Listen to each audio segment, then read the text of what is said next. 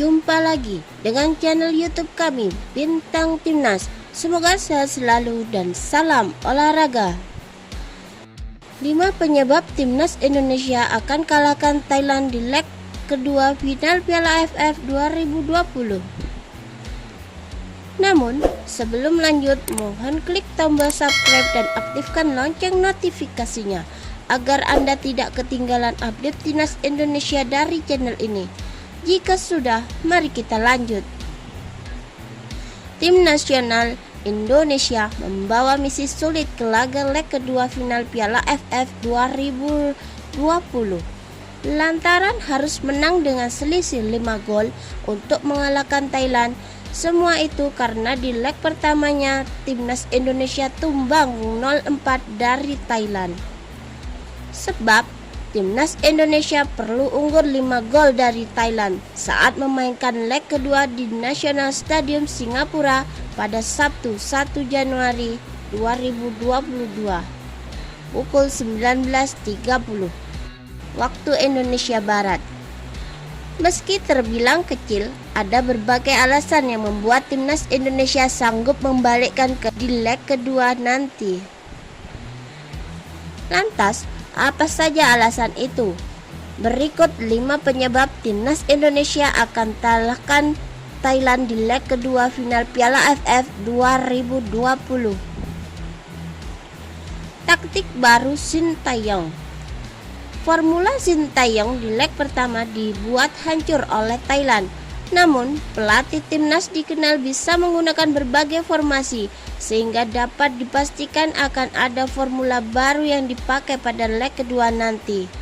Tentunya, taktik permainan yang dipakai di leg kedua akan berdasarkan hasil dari evaluasi dari leg pertama.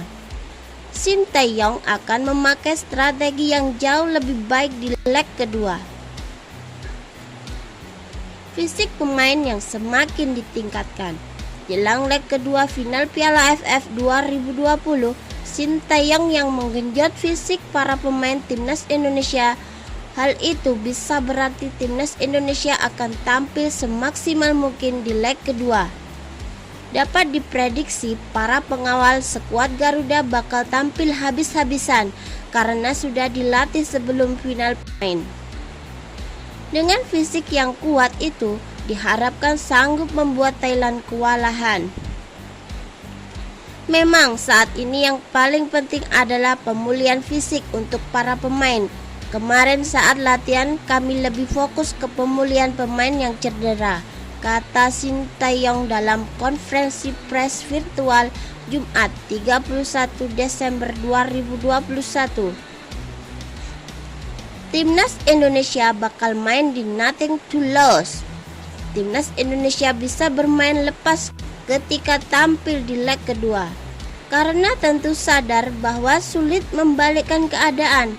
Maka sejatinya Timnas Indonesia sudah tak memiliki beban untuk bermain. Dengan pemikiran bermain tanpa beban itu, bisa jadi Timnas Indonesia mampu membuat kejutan. Sepak bola itu bundar dan apapun bisa terjadi. Skuad Timnas Indonesia lengkap di leg kedua. Ketika di leg pertama, Timnas Indonesia bermain tanpa fullback kiri andalannya, yakni Pratama Arhan. Namun, Arhan di leg pertama tak boleh bermain karena akumulasi kartu kuning.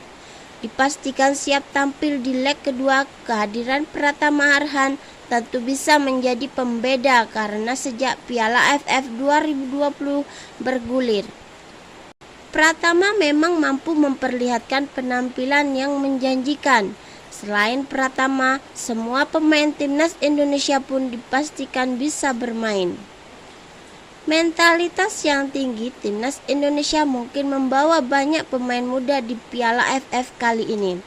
Gara-gara itu, mereka kurang berpengalaman hingga dibuat babak belur oleh Thailand di leg pertama. Namun kali ini berbeda di leg kedua. Kini skuad Garuda sudah memiliki pengalaman tampil di final dan mereka pun terkenal akan mentalitas yang tinggi. Meski banyak pemain muda, mental mereka sudah tak diragukan lagi.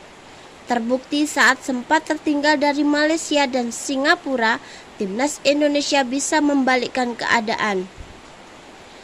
Apakah formasi itu sudah benar menurut kalian atau perlu dirubah?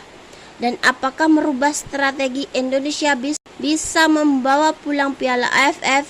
Silakan like dan komen di kolom komentar di bawah ini.